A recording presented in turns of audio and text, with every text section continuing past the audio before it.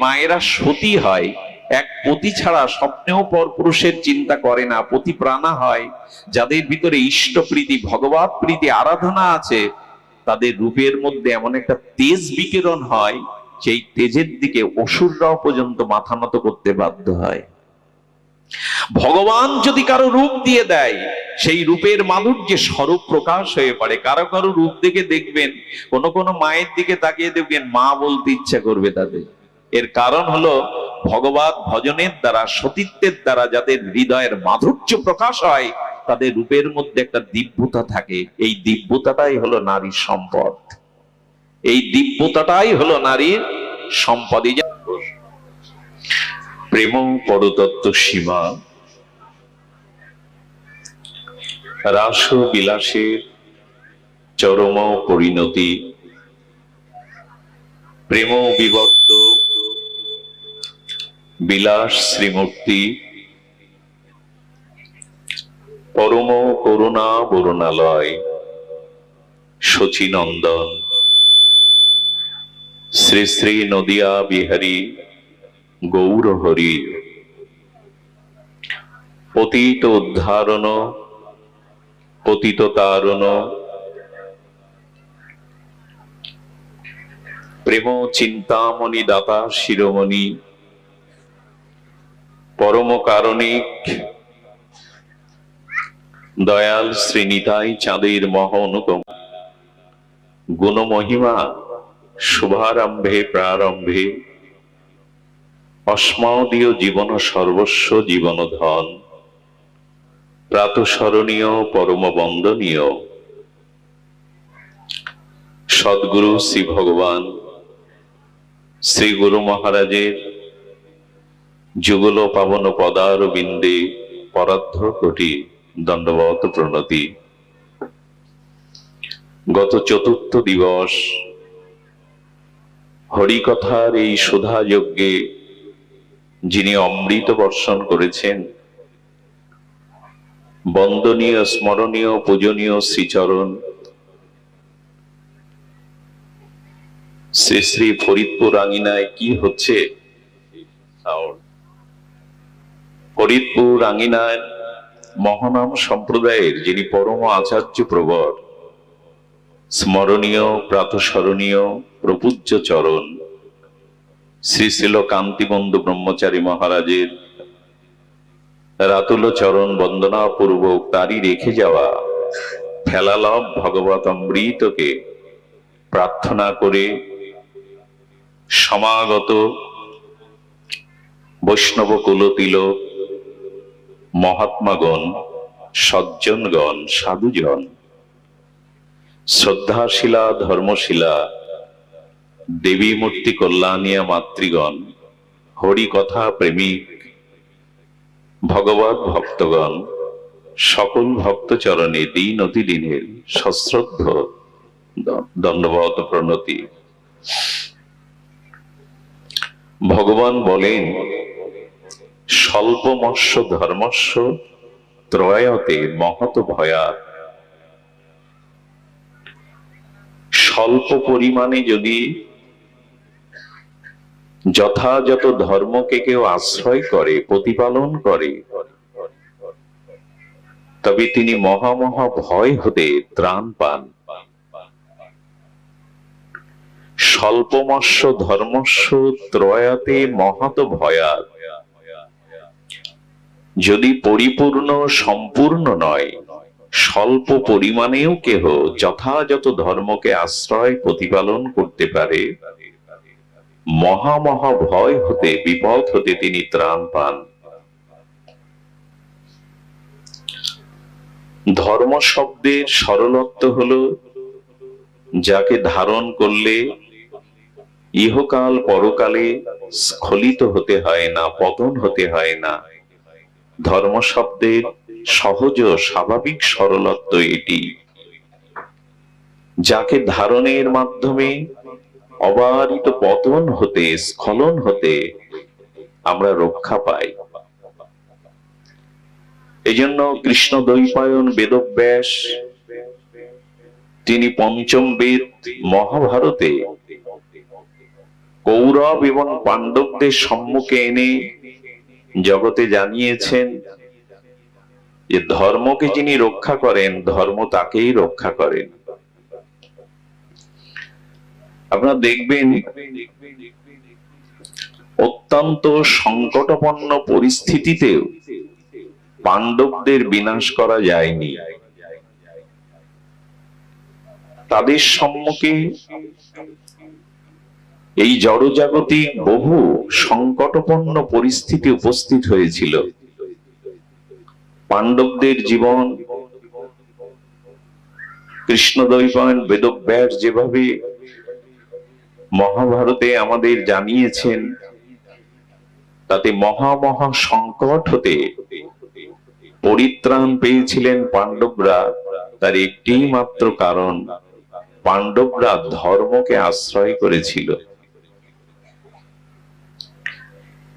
এটি আমাদের জানা একান্ত প্রয়োজন। দেখুন,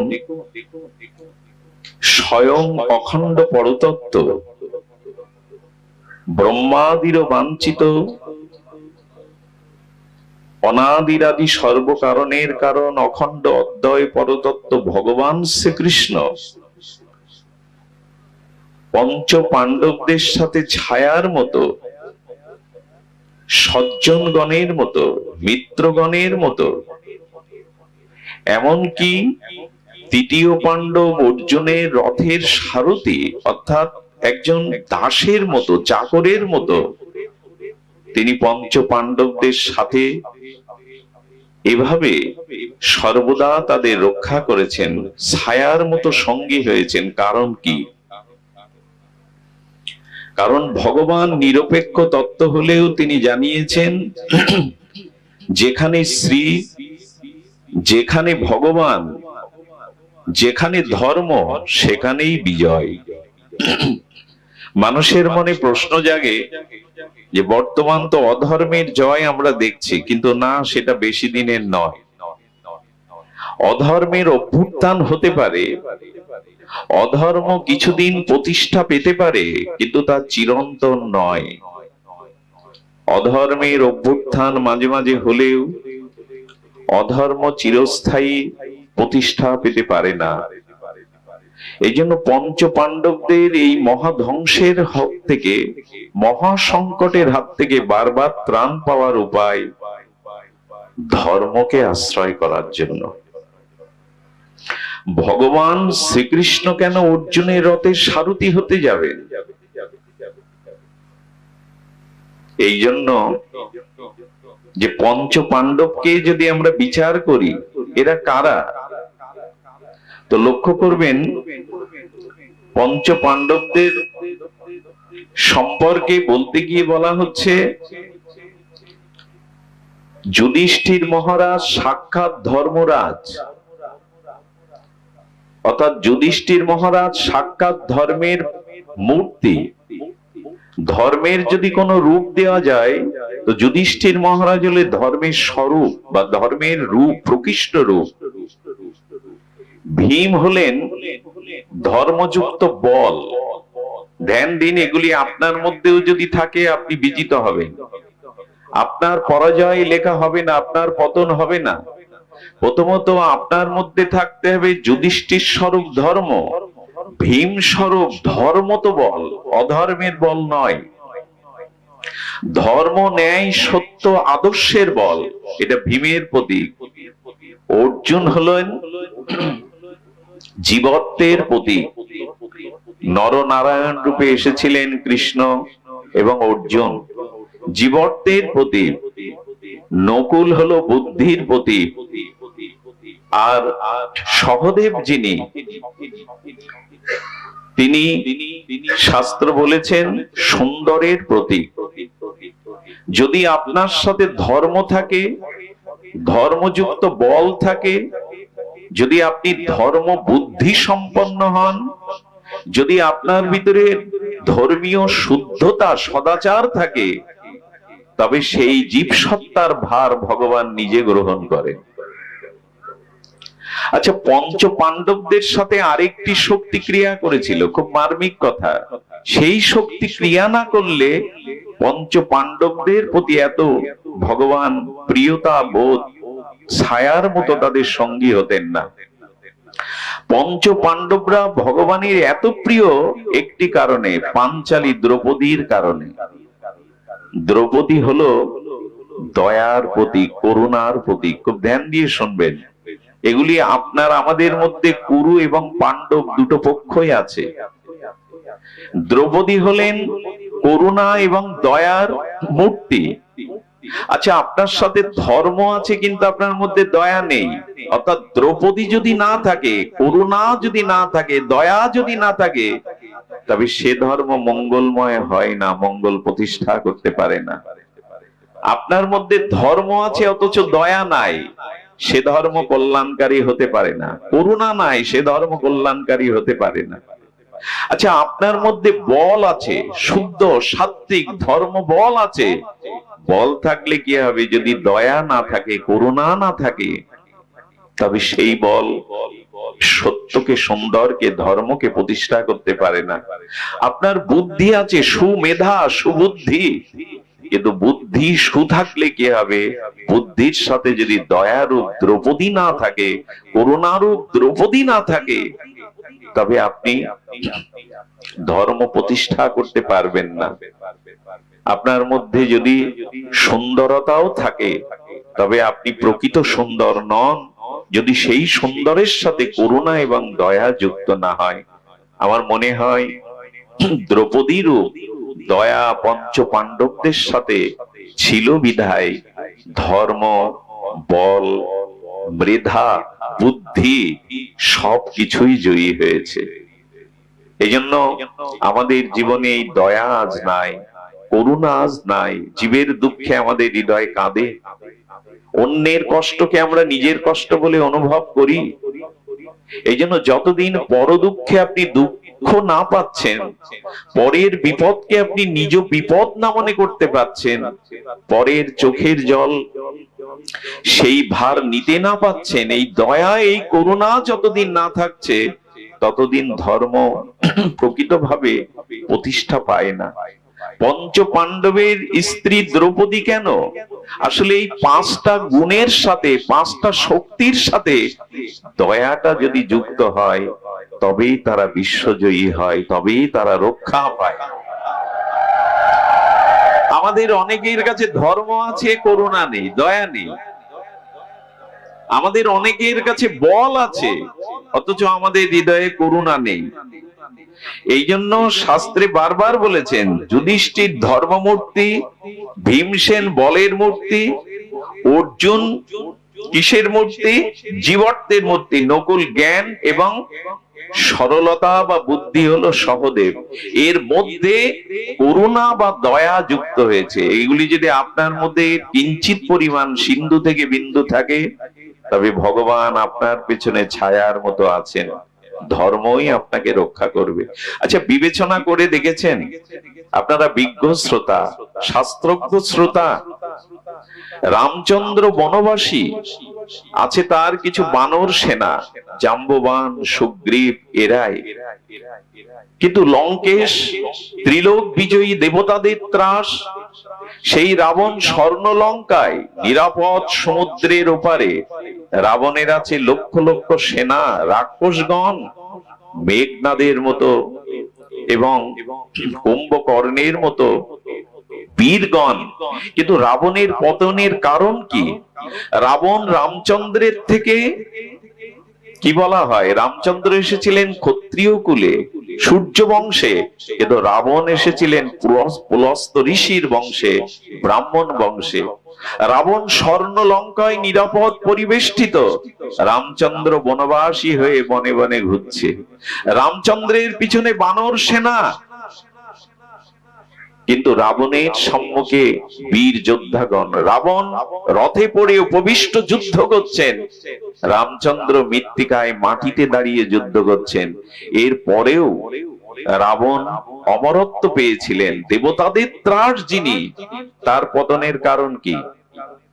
তার পতনের কারণ রাবণও ভেবে পায়নি। মৃত্যুর সময় বলে গিয়েছিল ঠাকুর লক্ষণ, রামের থেকে সর্ব বিষয়ে আমি শাস্ত্রজ্ঞ, আমি তপস্বী, আমি পুলস্ত ঋষির বংশধর, আমি বীর বিক্রম তেজী, কিন্তু আমার পতনের একটাই কারণ, রামের সাথে ধর্ম ছিল, আমার সাথে ধর্ম ছিল না।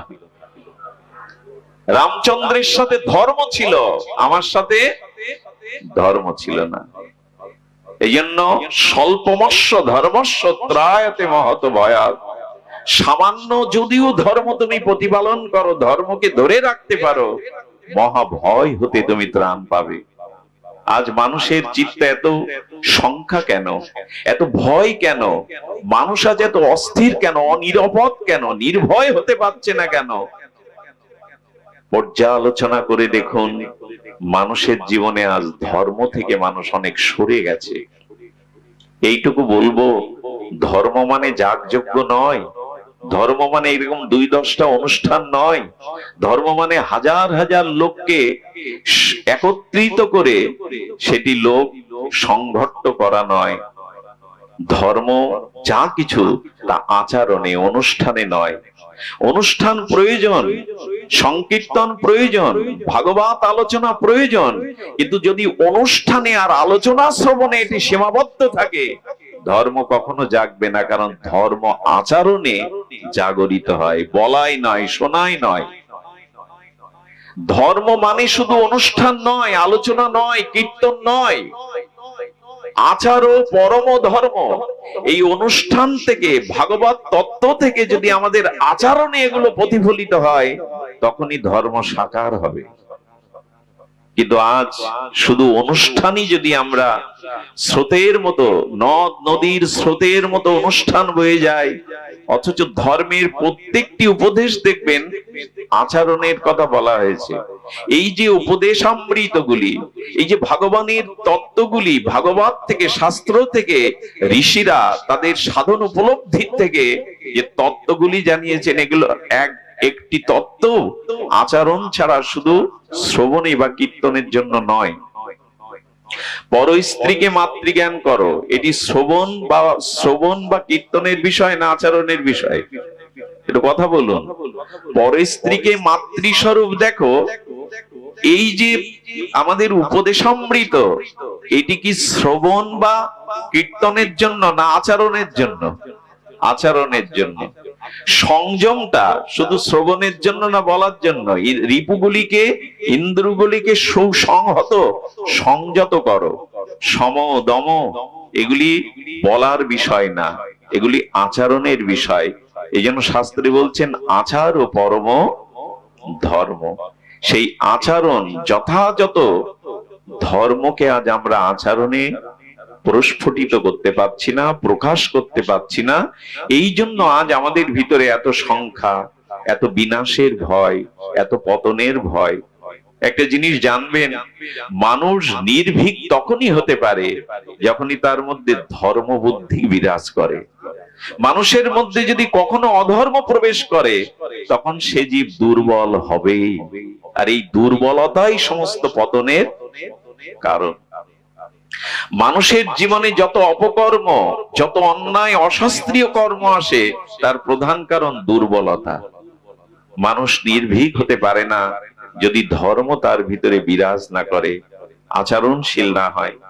এই জন্য শাস্ত্রে বলেছেন যে দ্রৌপদীর 5 স্বামী নয়, এরকম নয়। দ্রৌপদী হলো করুণা, দ্রৌপদী হলো দয়া। এটা যদি ধর্মের সাথে, বলের সাথে, বুদ্ধির সাথে, বিদ্যার সাথে এই দয়া বা করুণা যুক্ত হয়, তবে তারাই জয়ী হয়। আপনাদের মনে আছে দুর্যোধন কুরুক্ষেত্রের রণাঙ্গনে সন্ধ্যার অন্ধকারে আর তার উরুভঙ্গতে, ভীমের গদাঘাতে উরুভঙ্গ, রক্তাক্ত দুর্যোধন সন্ধ্যায় মৃত্যু যন্ত্রণায় কাতরাচ্ছে। 99 ভাই মারা গেছে কুরুক্ষেত্রে রণাঙ্গনে, এই অভিশপ্ত ক্ষেত্রে। আর দুর্যোধন মৃত্যু যন্ত্রণায় কাতরাচ্ছে সন্ধ্যায়। ব্যাসদেব বলছেন, এই দেখো অধর্মকেই যারা জীবনে গ্রহণ করেছে, কৌরবদের মতো যারা ধর্ম বুদ্ধিকে পরিত্যাগ করে অধর্মকেই, অহংকারকে, অভিমানকে জীবনে সঞ্চয় করেছে, তাদের পরিণতি দেখো। আজ অন্ধকার তিমিরে শোকাহত দুর্যোধন মৃত্যু যন্ত্রণায় ছটফট করছে, পাশে সমবেদনা জানানোর কেউ নেই। যদি সত্য না থাকে, ধর্ম না থাকে, এক সময় আপনার পতনেও দেখবেন আপনার সমবেদনা জানানোর পাশে কেউ নেই।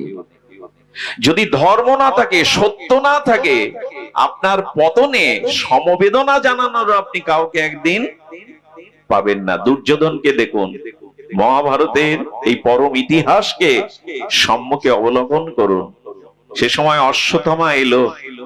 অশ্বত্থামা ওই একমাত্র দুর্যোধন বেঁচে আছে, তাকে বলছে ভুল করেছো বন্ধু। আরে পিতামহ ভীষ্মের অনুরাগ ছিল পাণ্ডবদের দিকে, তাকে সেনাপতি করলে হয়।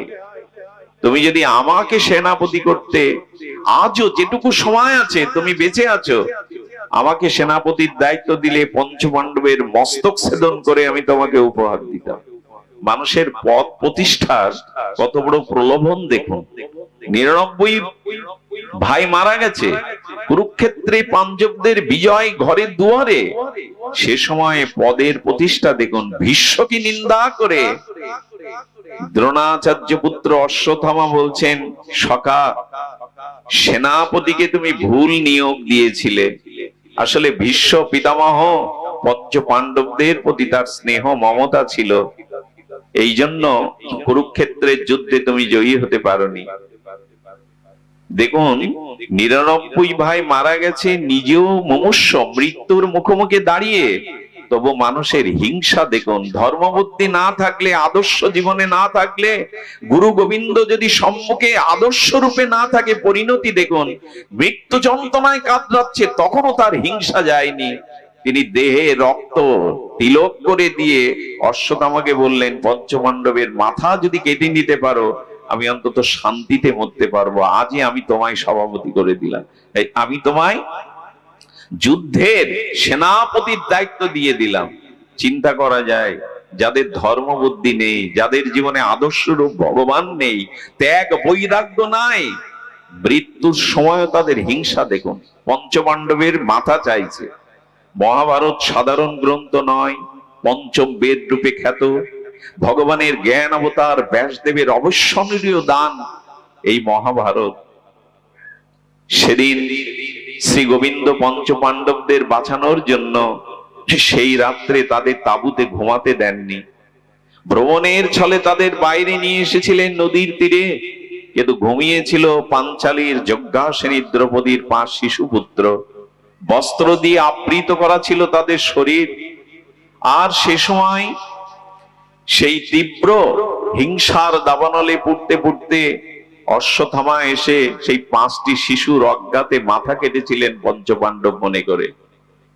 একটি বস্তার মধ্যে সেই মাথাটি পুড়ে যখন নিয়ে গেলেন, দেখো সখা, দেখো বন্ধু, তোমারই বিজয় হয়েছে, তুমি যাওয়ার আগে দেখে যাও, তোমারই বিজয় হয়েছে। আমি পঞ্চপাণ্ডবের মস্তক ছেদন করে তোমাকে ভেট উপহার দিলাম।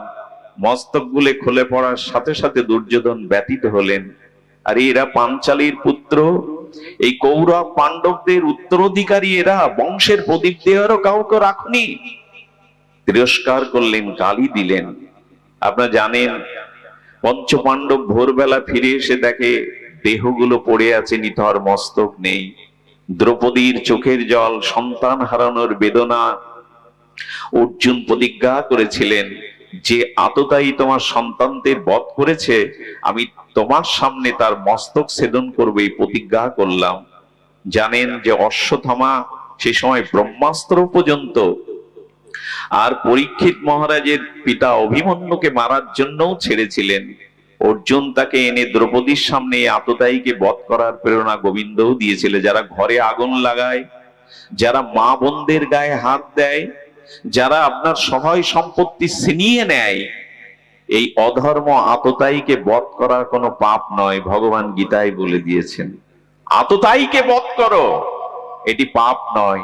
ধর্ম শিখিয়েছে শুধু অহিংসা পরম ধর্ম নয়, মাঝে মাঝে ধর্ম রক্ষার জন্য, নিজের অস্তিত্ব রক্ষার জন্য যে হিংসা, তাকেই ধর্ম বলা হয়েছে।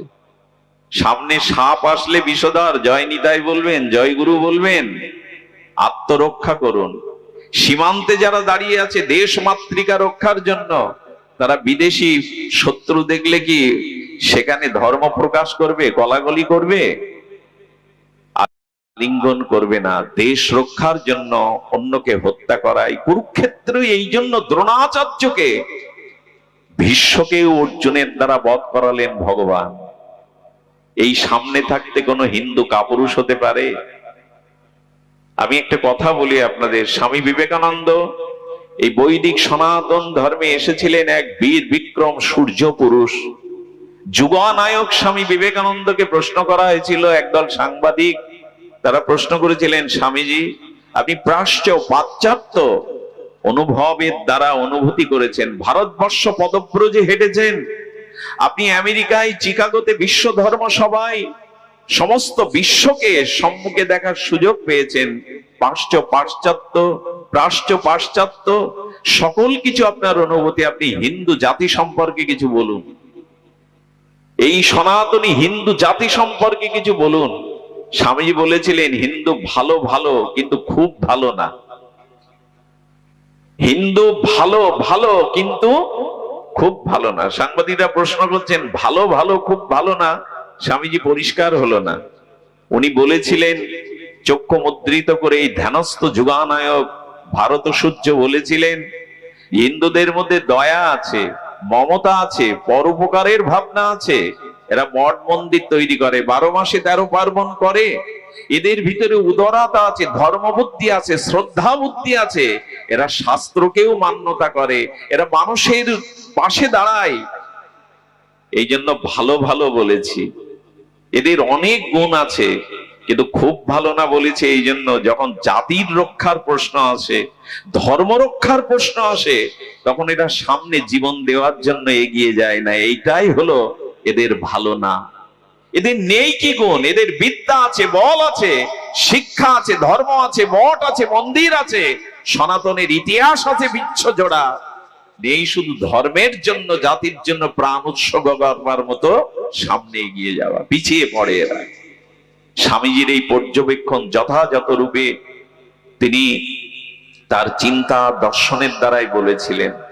এই জন্য সেদিন ভগবান কৃষ্ণ অর্জুনকে প্রেরণা দিয়েছিলেন, বধ করো অধর্মের। আচ্ছা, ভগবান যদি নিরপেক্ষ হয়, তাহলে তার কাছে শত্রু মিত্র আসছে কেন, ভক্ত অভক্ত আসছে কেন? সূর্যের আলো কি কাউকে অপেক্ষা করে? সূর্যের আলো কারো কম কারো বেশি দেয় কি? সে তো নিরপেক্ষ তত্ত্ব। বাতাস তো সমভাবে সবাইকে নিরপেক্ষ ভাবে তার বাতাবরণ নির্মল বাতাস দিয়ে দেয়। তো ভগবান কি নিরপেক্ষ নন? তার কাছেও কি শত্রু মিত্র আছে? ভগবান বলেছিলেন তিনি নিরপেক্ষ, আত্মা রূপে সকলের হৃদয়ে তিনি নিরপেক্ষ হয়ে আছেন। কিন্তু ভগবান বললেন যে দেখো, তোমার কোন একটি হস্তে যদি গ্যাংগ্রিন হয়, এখানে ক্যান্সারে আক্রান্ত হয়, তখন তুমি নিজে গিয়ে ডাক্তারকে টাকা দিয়ে তাকে অনুরোধ করে হাতটা কেটে ফেলো। এই জন্য হাত কাটলে যদি পুরো শরীরটা বেঁচে যায়, ওই হাতটা কাটাটাই তোমার কাছে তখন ধর্ম হয়ে দাঁড়ায়। তুমি ডাক্তারকে ফিস দিয়ে তাকে অনুরোধ করে তুমি নিজের হাত কেটে আসো কেন? এটা কি হিংসা? এটি হিংসা নয়। পুরো শরীরটা, জীবনটা বাঁচানোর জন্য এইটুকু হিংসা তার নিজের দেহের উপরে করতে হয়।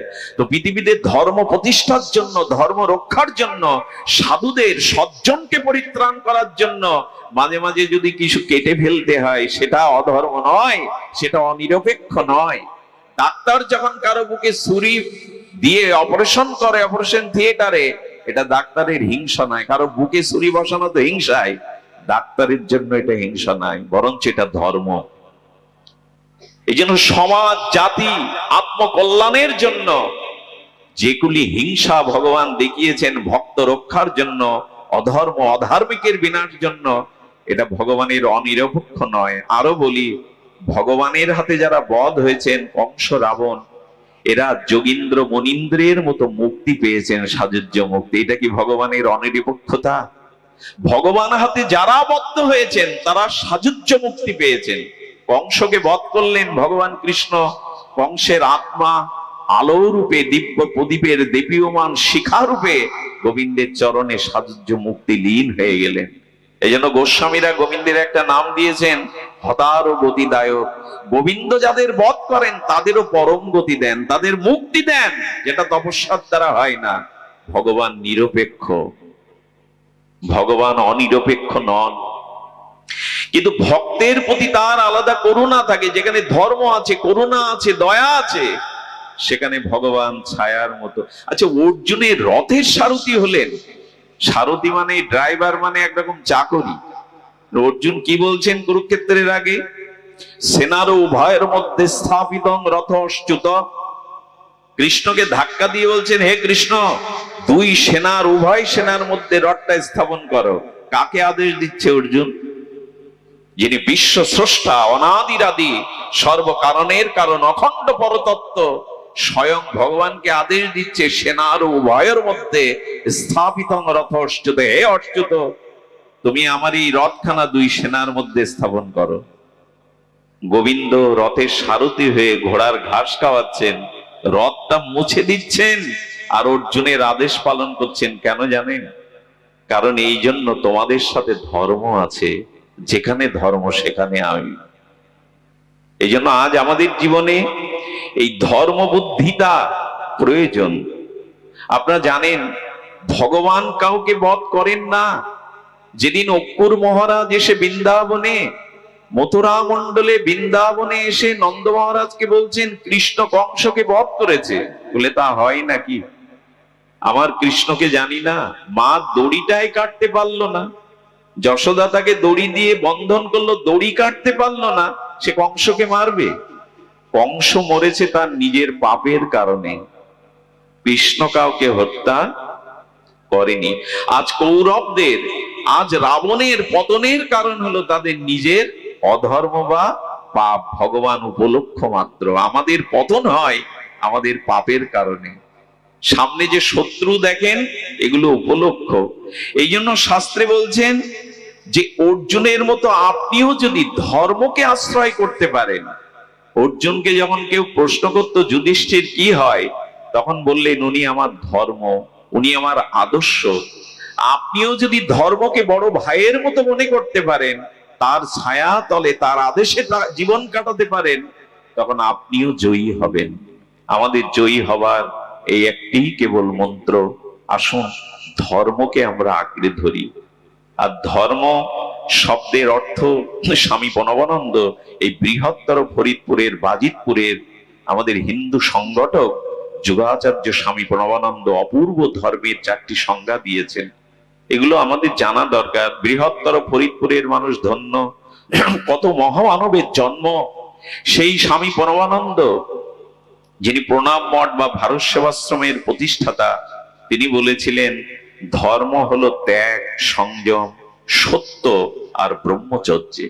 যার ভিতরে ত্যাগ নাই, সংযম নাই, সত্য নাই, যার ভিতরে ব্রহ্মচর্য নাই, সে ধার্মিক হতে পারে না। এটা অভূতপূর্ব কথা বলে গিয়েছিলেন উনি। ধর্ম নেই মালায় ঝোলায়, ধর্ম নেই মন্দির মঠে, ধর্ম নেই অনুষ্ঠানে, ধর্ম আছে ত্যাগ, সংযম, সত্য, ব্রহ্মচর্যে। এই যে এখানে যজ্ঞের বেদিটা করা হয়েছে দেখবেন 4টি স্তম্ভের উপরে, তাই না? এই যে যজ্ঞের মঞ্চটা করা হয়েছে কি দিয়ে? 4টি স্তম্ভ, ধর্মের স্তম্ভ এই 4টি। সেটি হলো ত্যাগ থাকতে হবে, সংযম থাকতে হবে, সত্য থাকতে হবে, ব্রহ্মচর্য থাকতে হবে। পাণ্ডবদের দিকে তাকিয়ে দেখুন, সেটি তাদের চরিত্রে ছিল। তাই এখানে বলছেন যে দেখুন, যখনই আপনি অধর্মকে আশ্রয় করবেন, ধর্মকে পরিত্যাগ করবেন, তখন আপনার জীবনের পতনের মূল কারণ হবে আপনি শ্রেষ্ঠ জনকে, মহৎ জনকে অবজ্ঞা করবেন। দুর্যোধনের পতন সেদিন হয়েছিল যেদিন দুর্যোধন বিদুরকে, বিদুরের মতো মহাত্মাকে, ভক্তকে রাজসভা থেকে অপমান করে বের করে দিয়েছিলেন। মনে পড়ে আপনাদের? বিদুর ছিলেন সাক্ষাৎ যমরাজ। উনি মাতণ্ড ঋষির অভিশাপে বিদুর দাসী পুত্র রূপে এসেছিলেন। বিদুর ধৃতরাষ্ট্রকে বুঝিয়েছিলেন আপনি শুধু অন্ধ না, আপনি জ্ঞান অন্ধ। আরে আপনি শ্রেষ্ঠ, জ্যেষ্ঠ। আপনার পুত্ররা বিষ খাইয়ে পঞ্চপাণ্ডবকে মারতে গেল, যতুগৃহে পুড়িয়ে মারতে গেল, আপনারই সম্মুখে কুলবধূ সতী পাঞ্চালীর যোগ্য শ্রেণীর বস্ত্রহরণ করতে গেল। আপনি শুধু অন্ধ না, আপনি জ্ঞান অন্ধ। আপনার উচিত দুর্যোধনের প্রতি অধিক মমতাকে, এই অন্যায়কে, অধর্মকে প্রশ্রয় না দেওয়া। পঞ্চপাণ্ডবরা ধর্মের পথে আছে, ন্যায়ের পথে আছে, তাদের ন্যায়কে বুঝিয়ে দেওয়া, এটা বিবেকের কাজ। এইটাই তো বিবেক। আজ আমাদের বিবেক কাজ করে না। ছোটবেলায় দু একবার যাত্রা দেখবার সৌভাগ্য হয়েছে, তো যাত্রার মাঝে মাঝে দেখবেন একজন গেয়ে উঠত মধুর উচ্চ কণ্ঠে, তার নাম বিবেক। আজ আমাদের বিবেক গেয়ে ওঠে না ভেতরে। কোনটা সৎ, কোনটা অসৎ, কোনটা কর্তব্য, কোনটা অকর্তব্য, কোনটা ন্যায়, কোনটা অন্যায়, এটাকে নির্ণয় করে জীবন পথে যে চলার পথ মসৃণ করে দেয়, এরই নাম বিবেক। মানুষে যার দেহ আছে, আজকে মেধা আছে, বুদ্ধি আছে, শিক্ষা আছে, সম্পদ আছে, বাড়ি গাড়ি আছে, মানুষের বিবেক কাজ করছে না। এই বিবেক ভগবানের দেওয়া একটা পরম দান মানুষের। মানুষের মধ্যে যদি বিবেক ক্রিয়া না করে, বিবেক আমাদের নির্ণয় করে দেয়, তবে এই বিবেক সাধু কৃপা ছাড়া, মহৎ সঙ্গ ছাড়া, ভাগবত ধর্ম আশ্রয় ছাড়া বিবেক জাগে না। বিনু সৎসঙ্গ বিবেক না হই, তুলসীদাস গোস্বামী বলছেন, শুদ্ধ মহৎ ভজনানন্দী নির্মল চরিত্র কোন সাধু সঙ্গ না করলে কারো বিবেক কখনো জাগে না। এই জন্য বিবেক জাগাবার একমাত্র উপায় সাধু সঙ্গ, মহৎ সঙ্গ। আচ্ছা, আপনি লক্ষ্য করবেন, এই যে চন্দন চর্চিত করে কারো ভালে বা কপালে দিলে কপালটা শীতল হয়, চন্দনের ধর্ম শীতলতা। খাঁটি যে চন্দন বৃক্ষ আছে না, চন্দন কাষ্ঠকে যদি ঘর্ষণ করে সেই কর্দমক্ত কাদার মতো খাঁটি চন্দনটা ললাটে প্রলেপ দিতে পারেন, পুরো শরীরটা শান্ত হয়ে যায়, শীতল হয়ে যায়। চন্দনের ধর্ম শীতলতা। আর আরেকটি শীতলতা আছে, সেটা হলো চন্দনের থেকে চন্দ্রের শীতলতা আরো অধিক। চাঁদের মধ্যে, সুধাকর চন্দ্রের মধ্যে যে স্নিগ্ধ জ্যোৎস্না আছে, রাত্রে জ্যোৎস্না মেখে দেখবেন দেহ মন শীতল হয়ে যাবে। তো শাস্ত্রে বলছে চন্দন শীতল, তারও থেকে শীতল, আরো শীতল চন্দ্রের কিরণ, চাঁদের স্নিগ্ধ জ্যোৎস্না। কিন্তু চাঁদের জ্যোৎস্না আর কাষ্ঠচন্দ্রের আমাদের দেহকে শীতল করে, আমাদের হৃদয়ের তাপকে, সংসার যন্ত্রণাকে শীতল করতে পারে। তো চন্দ্রের কিরণ আর চন্দন এটি আমাদের দেহকে, চামড়াকে, চর্মকে শীতলতা দিতে পারে, আমাদের প্রাণকে, আমাদের তিতাবদগ্ধিত জ্বালাকে প্রশমিত করতে পারে না।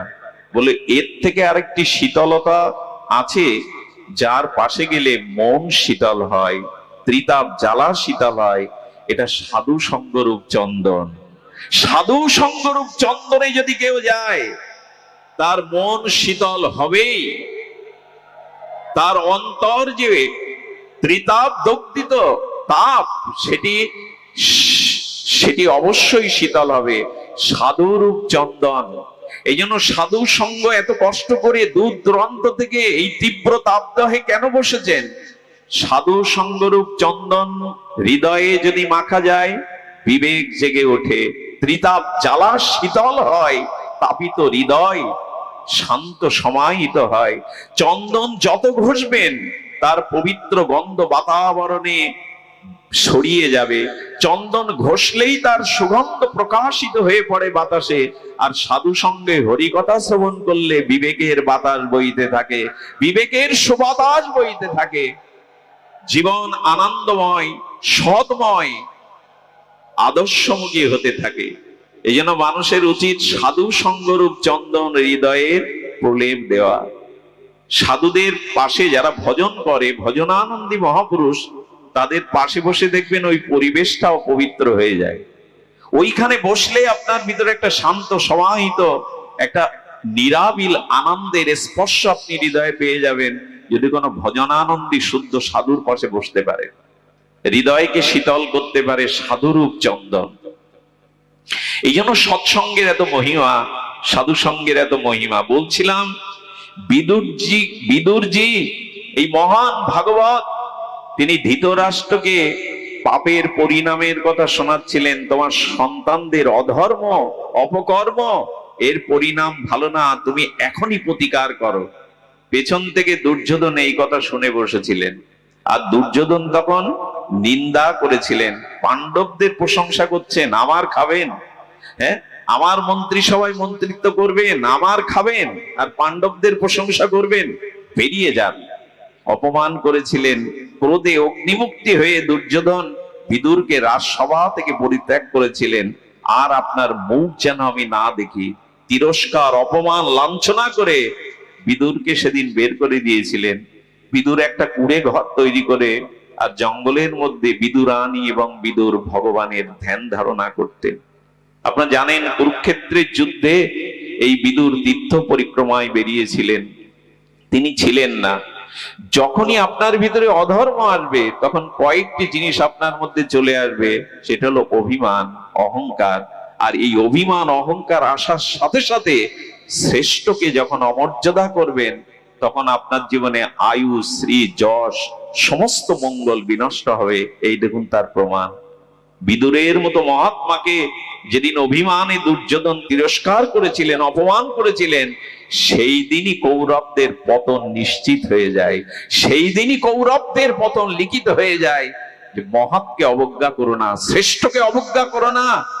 ভগবত চরণে কোটিবার অপরাধ করলেও ক্ষমা হয়, কিন্তু শ্রেষ্ঠ কোন মহতের চরণে অবজ্ঞা করলে, অপরাধ করলে সে ভগবান তাকে ক্ষমা করেন না। দ্রৌপদীর দয়ার কথা বলছিলাম। এই সময় যখন ভগবানের আজ্ঞায় আর মস্তক ছেদন করবেন, পিঠ মোড়া দিয়ে রথের চাকাতে টানতে টানতে বীর অর্জুন নিয়ে এসেছিলেন অশ্বত্থামাকে। অশ্বত্থামাকে দাঁড় করিয়ে বাধা অবস্থায় দেখে চোখের জল মুছে পাঞ্চালী বললেন, এ কি করেছেন আপনি? উনি গুরু দ্রোণাচার্যের পুত্র, ব্রাহ্মণ পুত্র। ব্রাহ্মণকে কখনো উনি বলছেন গায়ে হাত তুলতে নেই। দেখুন ব্রাহ্মণ বৈষ্ণব যারা শাস্ত্রে বলেছে সদাচার সম্পন্ন, তাদের গায়ে হাত তুলবেন না। শাস্ত্রে বলছেন উনি আপনার গুরুপুত্র। আরে আপনি বীর, অশ্বত্থামাকেও যে জ্ঞান দেননি, যুদ্ধের জ্ঞান, যে বীরত্ব আপনাকে তাই দিয়েছেন। গুরুপুত্রকে এভাবে বেঁধে আনা ঠিক নয়। আপনি এই মুহূর্তে ওর মস্তক ছেদন না করে ওকে মুক্ত করে দিন। কৃষ্ণ বলছে, কি বলছো পাঞ্চালী? তোমার পঞ্চপুত্র পড়ে রয়েছে সামনে, তোমার ভিতরে প্রতিশোধ স্পৃহা নাই? যে তোমার শিশু পঞ্চপুত্রকে বধ করলো, তুমি তাদের মুক্ত করতে বলছো? কৃষ্ণ বলছেন, দ্রৌপদী এটা তোমার উচিত নয়। দ্রৌপদী কি বলেছিল জানেন? দেখুন ভগবানের সামনেই বলছেন, এই করুণার মূর্তি, দয়ার মূর্তি। পাঞ্চালী বলেছিলেন, পুত্র হারার বেদনা আমি উপলব্ধি করছি এই সময়। আমি চাই না আমার মতো কোনো মায়ের কোল খালি হোক। আমি চাই না সন্তান হয়ে আমার মতো কেউ চোখের জল ফেলুক। ওনাকে মুক্তি দিন। সেই দিনই কৃষ্ণের চোখে ছলছল করে উঠেছিল জল। বলেছিল, দ্রৌপদী তুমি আছো বিধায় আমি ছায়ার মতো পঞ্চপাণ্ডবদের সাথে আছি। এই যে দয়া, এই যে করুণা, এটা দ্রৌপদীর মধ্যে চরম ভাবে ছিল। আপনারা জানেন তিনি ঝিয়ের কাজও করেছেন। বনবাসে 12 বছর তিনি ভিক্ষান্ন খুদ সেদ্ধ করে এদের সেবা করেছেন। দ্রৌপদীর সমস্ত কর্মকাণ্ড ছিল এই ত্যাগের মহিমা, করুণার মহিমায়। এই জন্য একটা জিনিস বলি, এ জগতে পুরুষ তখনই বিজয়ী হয়, এই জগতে পুরুষরা তখন উৎসমুখী হতে পারে পেছনে যদি করুণাময়ী কোন ত্যাগ বৈরাগ্য ধারিণী সতীসাধ্বী কোন রমণী থাকে। কোন রমণীর শুদ্ধ সাত্বিক সতীত্ব প্রেরণা ছাড়া আজ পর্যন্ত কোন পুরুষ জয়ী হতে পারেনি, মাথা উঁচু করে দাঁড়াতে পারেনি। এই জন্য মেয়েদের, মায়েদের যে সম্মান শাস্ত্র দেখিয়েছে, মর্যাদা, তারা শুধু ভোগের পাত্র নয়। যে গৃহে নারীরা অত্যাচারিত হয়, যে গৃহে দরজা দিয়ে নারীরা ব্যথার অশ্রু ফেলতে থাকে, ওখানে দেবতাদের অভিশাপ ভর করে। যে সমাজে, যে জাতির মধ্যে নারীর যত মর্যাদা, নারীকে যত সম্মান করা হয়, ইতিহাস বলে সেখানে অবতার মহাপুরুষরা বেশি বেশি জন্মায়। যেখানে নারীর মর্যাদা নেই, যে সমাজে নারীকে শ্রেষ্ঠত্বের আসন দেয়া হয়নি, মর্যাদার আসন দেয়া হয়নি, সেখানে কোনো মহাপুরুষ সিদ্ধ পুরুষের জন্ম হয় না।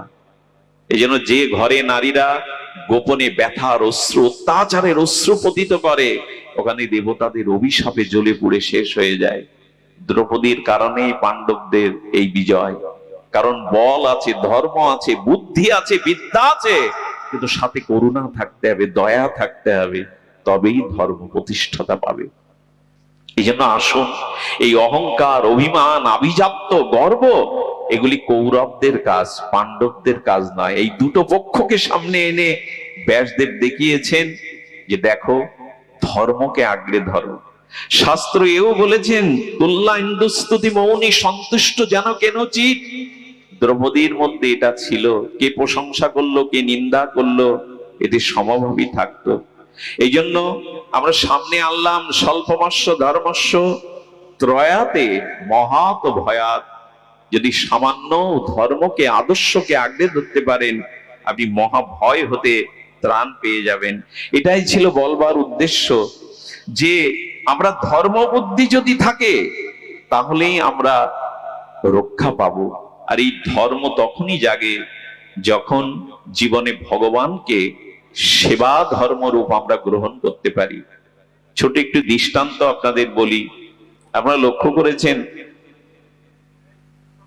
ভগবান কৃষ্ণ দাদা বলদেবকে দিয়ে, দাদা বলাইকে নিয়ে, সখাদের নিয়ে তিনি কংসের ধনুর্যজ্ঞে মথুরায় এসেছিলেন।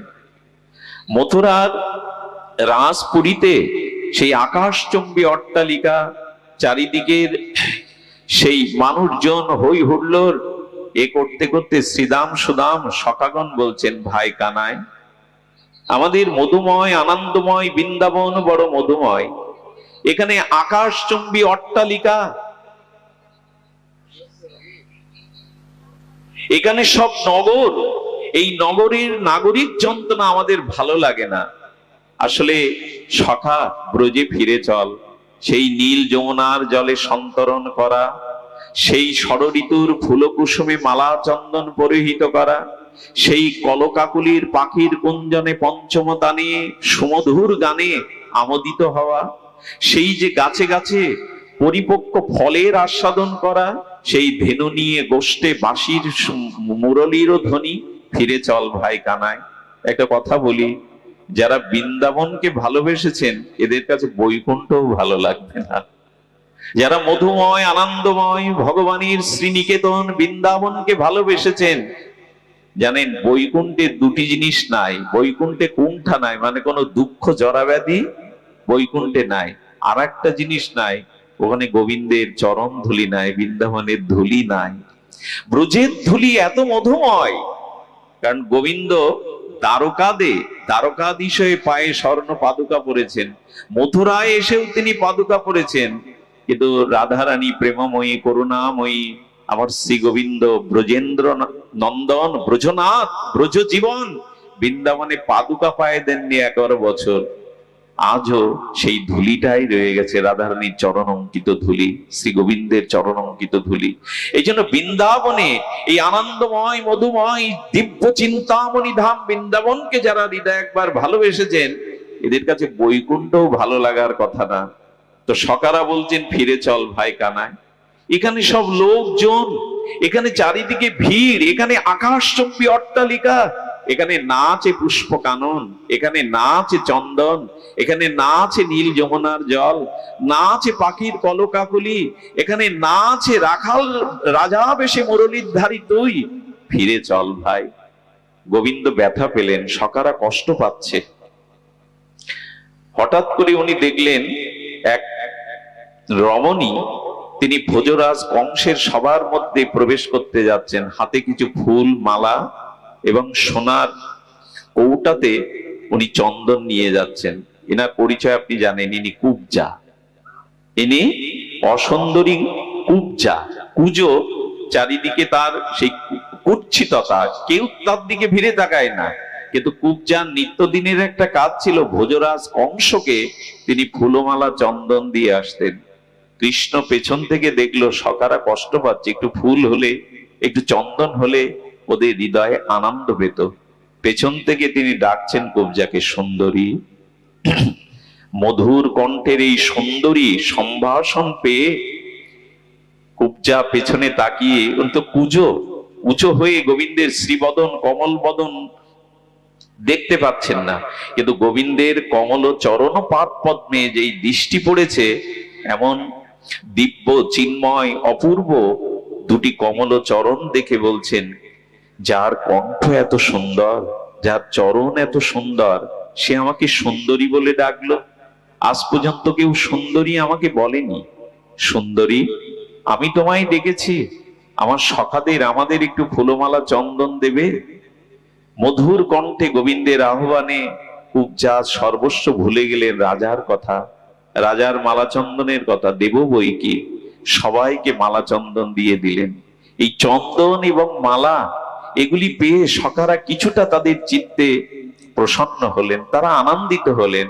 দাদা বলরাম দেখছেন সবাইকে মালা পরিয়েছেন, সবাইকে চন্দন চর্চিত করেছেন। তখন কৃষ্ণকে বলছেন, দাদা বলাই, কানাই, ওকে কিছু দাও। কুবজার দিকে তাকিয়ে বলছে, কি দেব তোমায়? বলেন, তুমি যে সুন্দরী বলেছ, মধুর কণ্ঠে ডেকেছ, তোমাদের ফুলমালা চন্দন দিতে পেরেছি, আর আমার চাওয়ার কিছু নেই। বলে, তা বললে কি হয়? আমার সখাদের, আমাদের প্রিয়দেরকে তুমি আনন্দ দিয়েছে।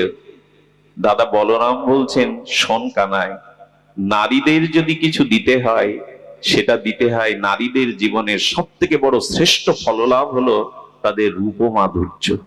নারীর মধ্যে যদি রূপের মাধুর্য থাকে, মাধুর্য শব্দটা শুধু রূপ না, যদি রূপের মাধুর্য থাকে, এটা নারী জীবনের শ্রেষ্ঠত্ব পাওয়া। আর পুরুষের জীবনের শ্রেষ্ঠত্ব যদি সৃজনশীল কোন শক্তি কোন পুরুষের মধ্যে প্রকাশ হয়। পুরুষের জীবনের সফলতা যদি কোনো সৃজনশীল শক্তি আপনার মধ্যে প্রকাশ হয়, সেই পুরুষই জগতে সফল, সেই পুরুষই জগতে শ্রেষ্ঠত্বের দাবিদার, যার ভিতরে সৃজনশীল কোন মঙ্গলময় শক্তির প্রকাশ ঘটে। এখন এই জন্য পুরুষ শব্দটা এসেছে পৌরুষত্ব থেকে, তবে অত্যাচারের শক্তি নয়।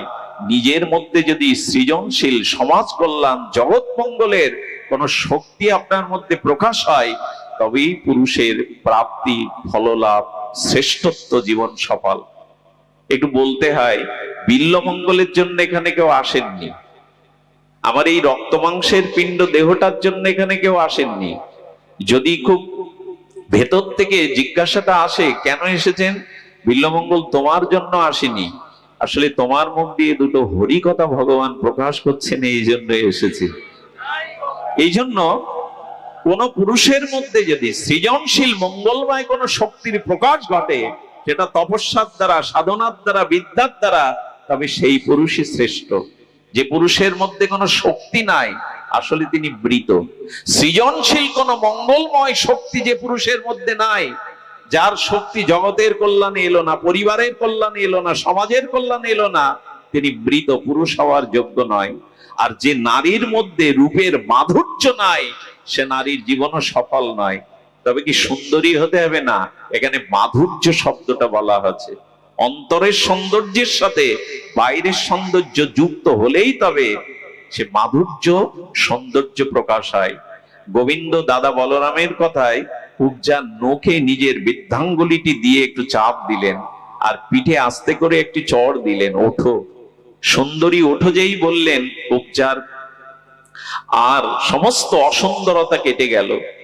আর কুবজার যে কুজো ভাব ছিল না, অপূর্ব অনিন্দ, ত্রিলোকের মধ্যে অপরূপ সুন্দরী রূপে প্রকাশিত হলো, যেটা মেনকা উর্বশীর রূপ এমন নয়। তিলক সুন্দরী রূপে কুবজা রূপমাধুর্য গোবিন্দ দান করলেন। আমার কি মনে হয় জানেন, সুন্দরের পাশে গেলে অসুন্দর সুন্দর হয়ে যায়। সুন্দরকে যদি কিছু দেওয়া যায়, তবে নিজেও সেই সৌন্দর্যটা নিজের কাছে ফিরে আসে। যেমন দেখবেন, খুব সুন্দর করে সেজে গুজে আয়নার সামনে দাঁড়াবেন, দেখবেন আয়না আপনার সৌন্দর্যটা ওর ভেতর থেকে ফিরিয়ে দেবে, হাসিটা ফিরিয়ে দেবে, আনন্দটা ফিরিয়ে দেবে। এই জন্য ভগবানকে কিছু দিন, ভগবানকে আনন্দ দিন। ফুলমালা চন্দন দিল কুবজা, যার দিকে কেউ তাকায় না, অসুন্দরী, কোনো গুণ নাই, গোবিন্দ তাকে আজ ত্রিলোক সুন্দরী করে দিলেন। তিলোত্তমা মেনকার থেকে তাকে সুন্দরী করে দিলেন। আর যখনই সুন্দরী করে দিলেন, ভেতরে ভেতরেতে আনন্দ পেয়েছেন কুব্জা। আরে, যাকে একটু চন্দন দিলাম তাতে আমাকে এই সুন্দর করে দিল। কিন্তু কুব্জার মুখটা বিষণ্ণ হয়ে গেল। খুব ধ্যান দিয়ে শুনুন, অপূর্ব কথা, মার্মিক কথা। কুব্জার বিষণ্ণ মুখের দিকে তাকিয়ে গোবিন্দ বলছেন, কি হলো সুন্দরী, তুমি প্রসন্ন হওনি? বললেন, গোবিন্দ, আপনি আমার ক্ষতি করে দিলেন। আরে, আমার দিকে আজ পর্যন্ত কেউ তাকায়নি। আমি এত কুৎসিত, আমি এত সুন্দরী, আমার দিকে এই মহল্লায় কেউ ফিরেও তাকাতো না। আমি একদিক দিয়ে গেলে অন্য মুখে ফিরে থাকতো তারা। কিন্তু যে রূপ তুমি আমায় দিয়েছো, এখন আর এই মহল্লায় আমি টিকতে পারবো না। আমার উপায় কি হবে? গোবিন্দের স্পর্শ পেয়েছে তো, করুণা পেয়েছে তো, বুদ্ধি খুলে গেছে। দাদা, আমি বুদ্ধি যোগাম। বলিনি, এই রূপ নিয়ে তো আমি এখানে টিকতে পারবো না। এই রূপ নিয়ে আমি বেঁচে থাকতেও ছিঁড়ে খাবে আমাকে। কেন তুমি ক্ষতি করে দিলে আমায়? গোবিন্দ একটু মৃদু হাসলেন, সেই বাঁকা ঠোঁটের হাসিতে বললেন, শোনো, আমি যাকে রূপ দেই সেই রূপের মধ্যে আমি আমার স্বরূপও দিয়ে দেই। সেই রূপের দিকে আর কেউ কামনার দৃষ্টিতে তাকাবে না। সেই রূপের দিকে আর কেউ কামনার দৃষ্টিতে তাকাবে না। দেখবেন, যে মায়েরা সতী হয়, এক পতি ছাড়া স্বপ্নেও পরপুরুষের চিন্তা করে না, পতি প্রাণা হয়, যাদের ভিতরে ইষ্ট প্রীতি, ভগবত প্রীতি, আরাধনা আছে, তাদের রূপের মধ্যে এমন একটা তেজ বিকিরণ হয়, সেই তেজের দিকে অসুররাও পর্যন্ত মাথা নত করতে বাধ্য হয়। ভগবান যদি কারো রূপ দিয়ে দেয়, সেই রূপের মাধুর্যে স্বরূপ প্রকাশ হয়ে পড়ে। কারো কারো রূপ দেখে দেখবেন, কোন কোন মায়ের দিকে তাকিয়ে দেখবেন মা বলতে ইচ্ছা করবে তাদের। এর কারণ হলো, ভগবত ভজনের দ্বারা, সতীত্বের দ্বারা যাদের হৃদয়ের মাধুর্য প্রকাশ হয়, তাদের রূপের মধ্যে একটা দিব্যতা থাকে। এই দিব্যতাটাই হলো নারীর সম্পদ। এই দিব্যতাটাই হলো নারীর সম্পদ। এই জন্য গোবিন্দ যাকে রূপ দিয়ে দেয়, সেই রূপে স্বরূপটাও মিশিয়ে দেয়। কুব্জার দিকে আর কেউ কুদৃষ্টিতে তাকায়নি, তাকাবার কথাও নয়। গোবিন্দ বললেন, আমি স্বরূপ দিয়ে দিলাম তোমায়। সুধীজন, এই স্বরূপ দেওয়ার পরে কুব্জাকে সাধারণই রতিতে গোবিন্দ স্ত্রীর মর্যাদাও দিয়েছিলেন। আমার বলবার অভিপ্রায় এইটুকু, সুন্দরকে কিছু দিন, সুন্দরের একটু মালা চন্দন সেবার জন্য আজ কুব্জা কি পেয়ে গেল না, কুব্জা সুন্দরী রূপ দিল। বৃন্দাবনের আরেকটি লীলা মনে পড়ে। এই গরমে আপনাদের বেশি অত্যাচার করা ঠিক নয়, তারপরেও বলি, আসুন। ধর্ম তাকেই বলে, ধর্ম হলো তাই যার দ্বারা ভগবান আনন্দিত হন। ভগবানকে আনন্দ দেওয়ার নামই হলো, ভগবানকে সেবা করার নামই হলো ধর্ম। ধর্ম অন্য কিছু নয়। ধর্ম হলো ভগবানের সেবা, সুখ, তাৎপর্যময়তা। যে সেবার দ্বারা, যে সুখের দ্বারা ভগবানকে আনন্দ দিতে পারবেন, সুখ দিতে পারবেন, সেটি সেবা মাধুর্যের দ্বারা। এই সেবা এবং ভগবানকে আনন্দ দেওয়ার নামই ভজন। এটা যদি করতে পারেন, তাহলে কুব্জার মতো আর অসুন্দরতা থাকবে না। এ জীবন ধন্য হবে। এই রূপের মধ্যে তার স্বরূপের প্রকাশ ঘটবে। এ জীবন হবে আনন্দময়, কল্যাণময়, প্রেমময়, ভজনময়। এই জন্য আমাদের জীবনে যেটুকু ধর্ম, সেটুকু হলো ভগবানকে সুখ দেওয়া, আনন্দ দেওয়া। আমার প্রতিটি কর্মে, প্রতিটি চিন্তায়, প্রতিটি মননে ভগবান সুখ পাচ্ছেন তো, তিনি আনন্দ পাচ্ছেন তো।